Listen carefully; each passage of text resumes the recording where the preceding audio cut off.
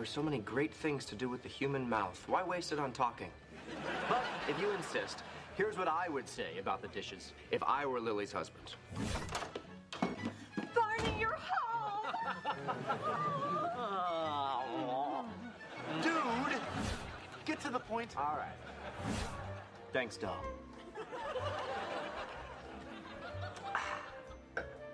Sweetie, are you gonna wash that? I'm glad you bring that up. No. And here's why.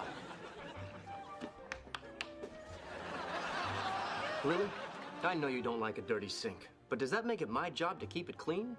I mean, if one day I look up at the living room ceiling and think, hey, I'd like a replica of the Sistine Chapel up there, would it be your job to paint it? Well, no, of course not. Exactly. So, baby, by the same logic, if you don't like looking at a sink full of dishes, shouldn't it be your job to clean them? Wow.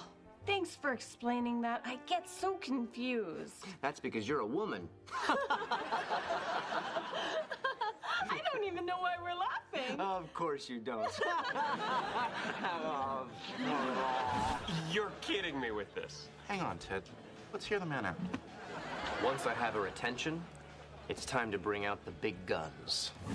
Look, I love you. But baby, with the little energy I have left after work, I want to shower you with love, not wash some silly dishes. You're right. I'll do the dishes. Right after I do this. Oh. Oh, yeah. Now turn around. Oh, firm. Oh, yeah. Are you gonna hit him or should I? He's right. A little clip from How I Met Your Mother.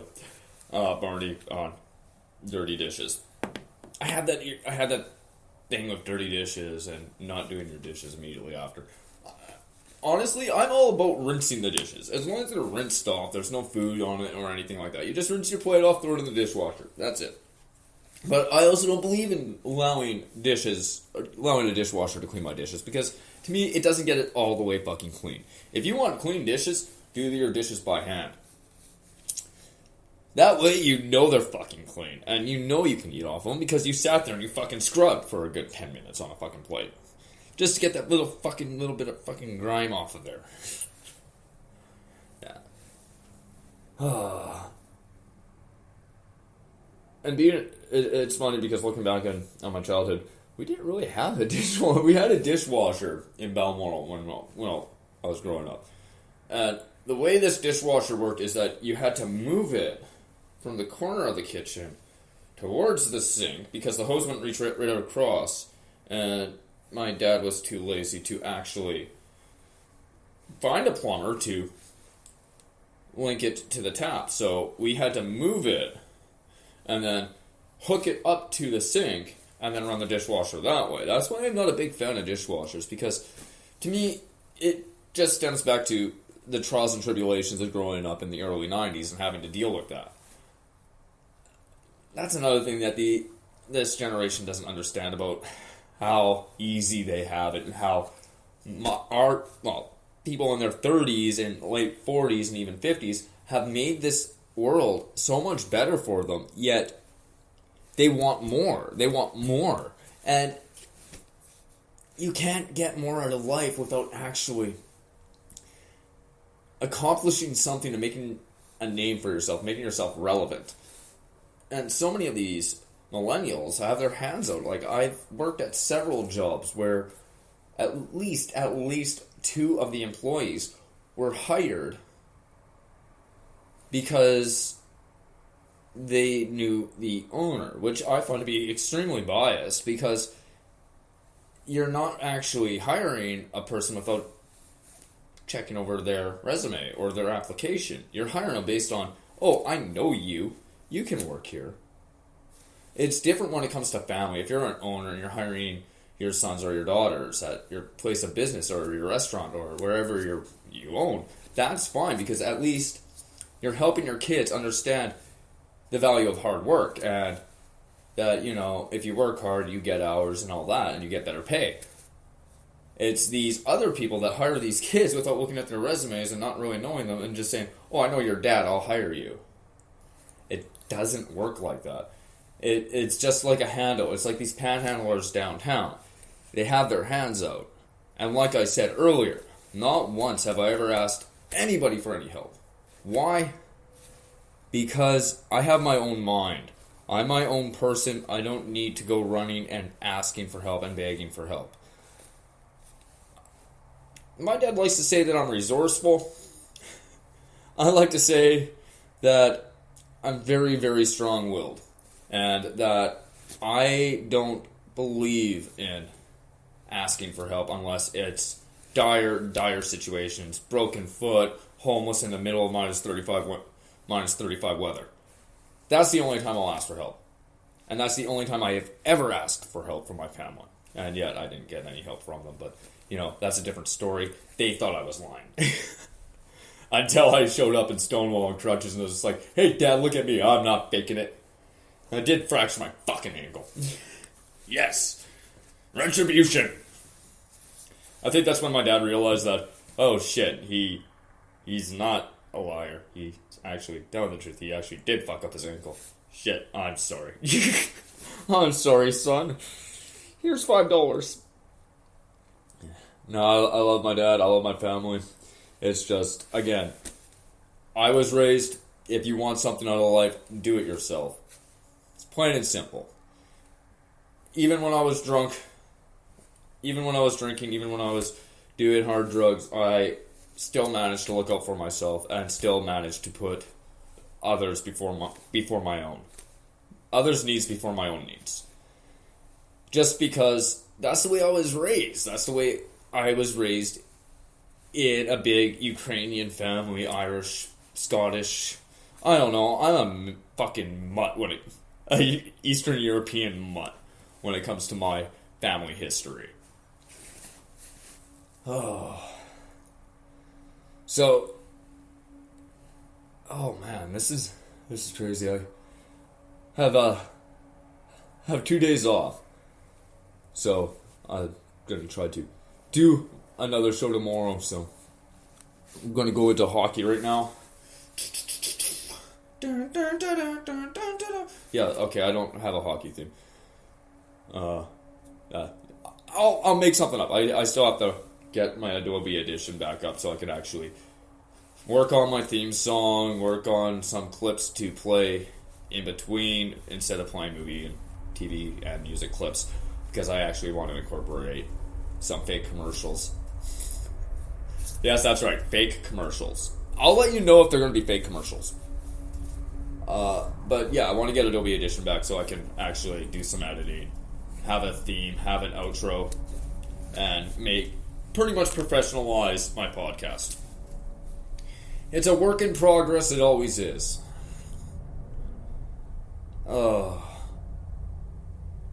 And I like to think that my family doesn't actually listen to my podcasts.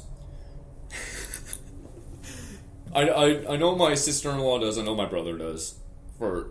I think he just fast-forwards it through the clips.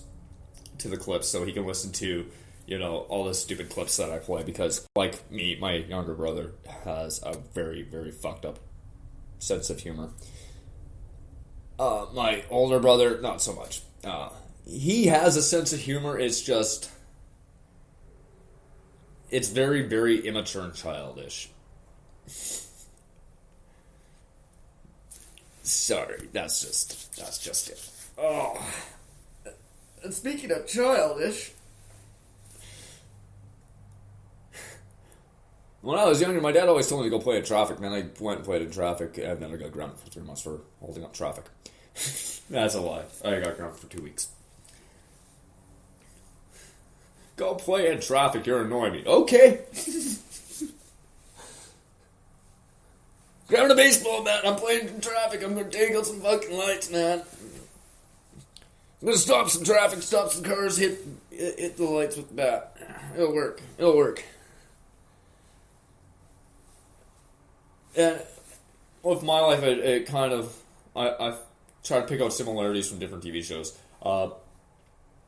Back in the early mid-90s, Titus came out. Christopher Titus came out with his TV show of Stacy Keach. that redhead Canadian kid. Can't remember his name for the life of me. It's Zach something. Zach Ward. And Cynthia Wartros. I tried to... And that kid that played Tommy. I was trying to pick out similarities from watching old Titus clips. And my dad kind of... Without the drinking. My dad reminds me so much of Stacy Keach and Papa Titus. Just because my dad was always the dad that would sit there and be like, well, I'm not going to teach you. You got to learn on your own. But I'll sit there and I'll watch you fuck up. And then after you do fuck up, I'll point out your flaws. Why? Because I'm your dad. He did that a couple times. Not all the time. He would do it, like, just on little stupid things. Like if, say I was cutting grass, and he noticed that I was jumping around, and he would be like, oh, you missed a spot over there. Yeah, next time don't jump around like a jet, like you're on speed. Sorry. I'll just put my meth away. Sorry, Dad. Yeah, so. Oh, right. Into hockey. Watched the game last night. Wasn't too impressed with the prospects. Mostly because, honestly, I get it, it's preseason, and they're just feeling out the players that they want to keep up. And that's what pisses me off with these people that say, oh, it's just the preseason hockey, it doesn't matter. Actually, yeah, the preseason means a lot. It's a way for management and coaches to see the potential players that are coming up through the rankings. Like with Brandon Lemieux. Honestly, I'm sorry, but one more year in the AHL. I mean, you took a stupid penalty last night. You got into a scrap the night before. You're playing too much like your dad. You have finesse, bud. You have finesse, Brandon. You got to use that. You got to be able to basically use your speed and your skill to your advantage and not play like your dad. Look at Max Domi. He got suspended for... That's the thing that pisses me off. Max Domi got suspended for a fucking fight. A fight in hockey. He got suspended for 2 games. Why? Because he fought. That's what kind of pisses me off with hockey nowadays, is that they're trying to get rid of fighting in hockey. That's what makes hockey, that shows fucking passion. In the playoffs, you disregard that, but in the preseason and the regular season, you're just like, suspended. You're just passing out suspensions for no fucking reason. And the NHLPA just sits there and be like, yeah, okay. Seriously, NHLPA, National Hockey League Players Association, you gotta do more. The general managers are pretty much controlling the game, and all you guys are sitting there is taking it in the ass. Max Domi shouldn't have been suspended at all. He got instigated. The guy chirped him off. Max retaliated, like any any player that's filled with fucking passion, retaliated, turned around, started a fight, and the entire time the guy was laughing in his face. Honestly, that's instigating. Does anything happen to that player for laughing at Max Domi for being, as short as he is? No. Let's just suspend him and make an example of him. It's sad. It's sad. But did anything happen to Brandon Lemieux after he got into a fight during the Wild game? No. Why? Because he didn't draw blood. Max Domi drew blood. Why? How? And honestly, he straps like Ty. I love it. But last night's game, 5-3 loss. They had Eric Connery in net, which he needs some more, NHL practice in between the pipes before going back to the Moose. And I understand why they didn't play any of their top players like Ehlers, Laine, Buff, Little, Scheifs. I understand. They want to rest them up for tonight's game against Calgary. And I was wrong when I predicted the score. I said it would be 4-2 Winnipeg over Edmonton. I was wrong. It was 5-3 Edmonton. Tonight, in Winnipeg, Calgary's playing. Oh, man, I don't know. Go with... It's going to be a close one. I'm going to go with Winnipeg. Just because they're playing with they're actually bringing in their top lines. They're bringing in Buff and all the players that I aforementioned. They're bringing in those players. So it's going to be a good game tonight. I'm going to be at home watching it just